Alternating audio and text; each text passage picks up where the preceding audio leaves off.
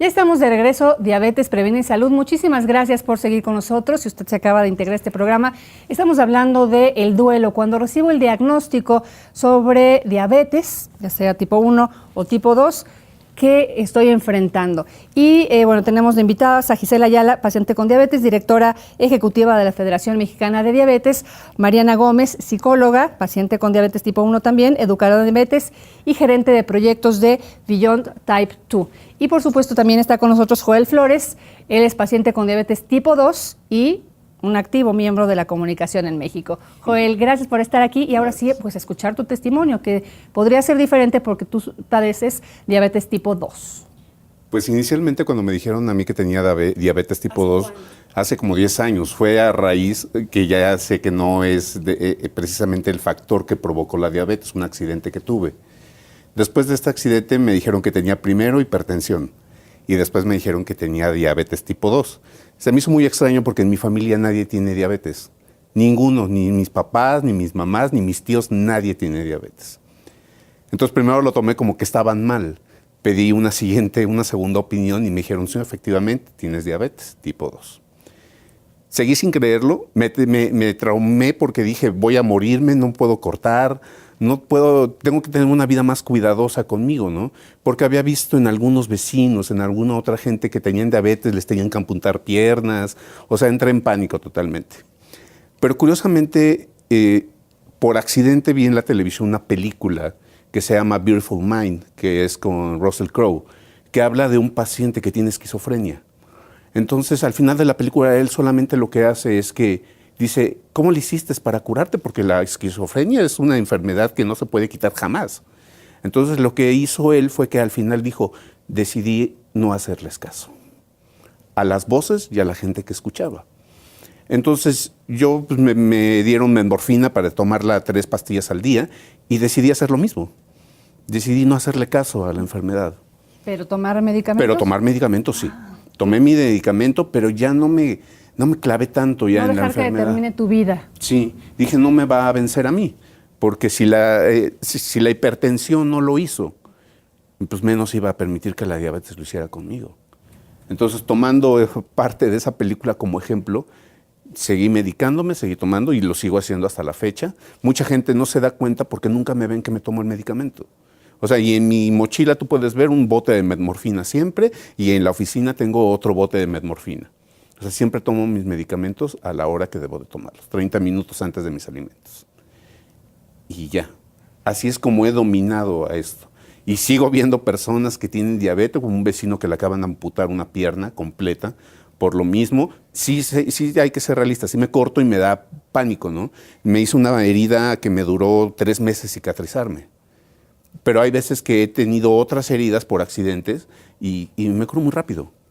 Entonces a veces digo, ¿será que ayuda la sugestión? No lo sé. Aquí la experta que nos va a decir qué tanto ayudan las emociones para el factor. Muchas gracias, qué bonito testimonio. Mira, lo interesante en este caso, y ahora sí, perdóname por tomar tu experiencia de vida como ejemplo, gracias. Que estamos platicando de duelo, fueron muy claras todas las etapas de duelo en el testimonio que él nos presentó. Cuando recibe el diagnóstico, lo primero que pensó es la primera parte del proceso del duelo, que es la negación. No, este médico está mal, esto no me puede estar pasando a mí, no hay otras personas con diabetes tipo 2 en mi familia. Eso se llama negación. Es una etapa normal, es una etapa natural, todos pasamos por ella, incluso personas diagnosticadas con otro tipo de condiciones de vida, y es la primera parte y la más importante. Digamos que tener ese pensamiento de no es a mí, es un mecanismo adaptativo saludable además. Después vimos la etapa de la ira. Estoy enojado, no es posible, esto no va a dominar mi vida, tengo que ignorarlo, lo dejaré un poco de lado. Era un proceso de enojo, lo podíamos ver ahí entre sombras, un proceso de enojo y de molestia, donde además se dejó un poco de lado la condición por tener este sentimiento, que también es una emoción saludable, positiva, aunque sea ira y que normalmente pensemos que es una emoción negativa. Después llegamos a una etapa de negociación. Bueno, quizás si la ignoro, estoy negociando mi salud. Quizás si la ignoro, ella deje de estarme molestando. Estoy negociando. Hay gente que puede llegar a un proceso de negociación con una fuerza superior Dios, yo te pido, vamos a la iglesia a rezar, recibimos santos, aunque sabemos hoy en día que eso no va a eliminar nuestro diagnóstico, no va a eliminar nuestra diabetes, es también una parte de este proceso adaptativo saludable. Afortunadamente en su caso no llegamos a una etapa de depresión, sería evidente que hubo depresión, seguramente hubo tristeza, que también es algo natural, pero la depresión es un estado psicológico que requiere otro tipo de atención y es quizá el más importante y del que debemos estar más al pendiente, identificar signos de depresión para poderlo atender oportunamente y que a su vez estos no interfieran con el manejo de la diabetes en general. Y al final tenemos ya la aceptación, que la vemos plenamente en él, una diabetes bien manejada, tengo cuidado en no cortarme, sé que mis vecinos están pasando por estas situaciones como la amputación, yo no quiero hacer eso y seguramente hoy tenemos a alguien que cuida su salud, que come saludablemente, que realiza actividad física, que lleva un estilo de vida en general, en términos generales, porque ya aceptó que vive con algo que no definirá cómo va a ser su vida futura. Estábamos hablando de las diferentes etapas del duelo. Aquí yo pienso, una persona que la diagnostican con diabetes obligatoriamente tiene que vivir un duelo, o puede ser que alguien a lo mejor no lo viva o no viva todas sus etapas o en el orden que nos las dijo, doctor. Pensaríamos que como en el abordaje y tratamiento de la diabetes, cada persona tiene requerimientos y necesidades específicas. Cada persona es diferente, cada persona tiene necesidades diferentes. En algunas personas se presenta el duelo por etapas muy marcadas, muy distinguibles y en orden específico. En otras personas a lo mejor solo se presenta la negación, en otras personas es más fácil llegar a la aceptación. Digamos que lo saludable sí sería ver cierto dejo de estas etapas del duelo, pero no siempre las vamos a poder observar plenamente. Lo importante es poder identificar cuando uno no se encuentra emocionalmente bien para poder trabajarlo entonces y que eso no afecte el manejo de la diabetes del tipo que sea.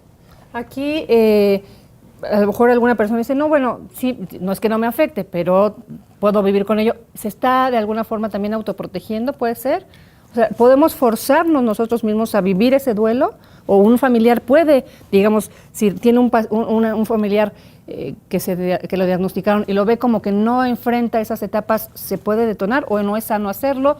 ¿Cuál es el consejo? Yo creo que hay que evaluar especialmente a esa persona. En algunos de nosotros que vivimos ya, llevamos muchos años con diabetes tipo 1, el proceso puede repetirse. De vez en cuando también volvemos a tener este duelo por la pérdida de la salud que tuvimos hace, en mi caso, más de 30 años, ¿no? Y podemos volver a vivirlo y tenemos que otra vez pasar por este proceso de apoyo y de alivio emocional con la ayuda, por supuesto, de todo el equipo multidisciplinar y el apoyo además de otras personas que viven con diabetes, que de pronto resulta muy importante y muy enriquecedor sabernos que no estamos solos, que hay más personas que viven con diabetes, sobre todo tipo 2, que hay más de 14 millones de personas con diabetes tipo 2 y que podemos intercambiar experiencia y que eso aliviará sin duda la carga emocional. De acuerdo. Tenemos ya prácticamente 2 minutos para despedir. A mí me gustaría que nos platicara en 1 minuto cada uno de ustedes cómo ha sido su vida con diabetes, cómo ha sido la socialización, cómo ha sido el desarrollo normal. Digo, lo quiero como un ejemplo para aquella persona que ha sido diagnosticada recientemente. Yo profesionalmente no tuve jamás un obstáculo por parte de los canales en los que trabajé de noticias. Ahora trabajo en la Asociación Federación Mexicana de Diabetes y pues obviamente menos. Pero creo que lo más retador de vivir con diabetes ha sido encontrar que de pronto un sistema de salud no te da todo lo necesario, que falta mucha capacitación en los médicos y en el general, en el equipo de salud, en torno a diabetes y mucho más en torno a diabetes tipo 1. Creo que ese ha sido como el mayor desafío. El estigma social se enfrenta con información. Y si te ven haciendo algo que no saben qué es, pues tú informas. Y creo que así vamos contribuyendo con la sociedad. Muchas gracias. Yo creo que también en mi caso es lo mismo. Muchas personas que estaban alrededor mío, cuando les digo, tengo diabetes, tienes diabetes, o sea, se espantan más ellos. Pero yo creo que el tener diabetes me ha concientizado más de que nada más es cuestión de cuidarte. Sí. O sea, no necesitas hacer cosas extraordinarias ni lamentarte por ahí, por los rincones, más que cuidarte. Y decirle a la gente, como dice ella, hay que informarlos, a la gente que está alrededor nuestro, informarlos de tengo diabetes, pero no estoy en fase terminal. O sea, tengo una enfermedad que voy a convivir con ella toda mi vida y que tengo que cuidarme. Eso es todo. Qué bonito, ¿verdad? ¿Una conclusión? Sí, recordar que diabetes, vivir con diabetes significa que podemos hacer absolutamente todo, menos insulina, dirían las malas lenguas. Podemos hacer todo lo demás y no debería ser nunca de ninguna manera un obstáculo, siempre y cuando tengamos muy claro lo que necesitamos vigilar, que son los niveles de glucosa en sangre, que para eso necesitamos un tratamiento muy integral, y por supuesto la salud emocional.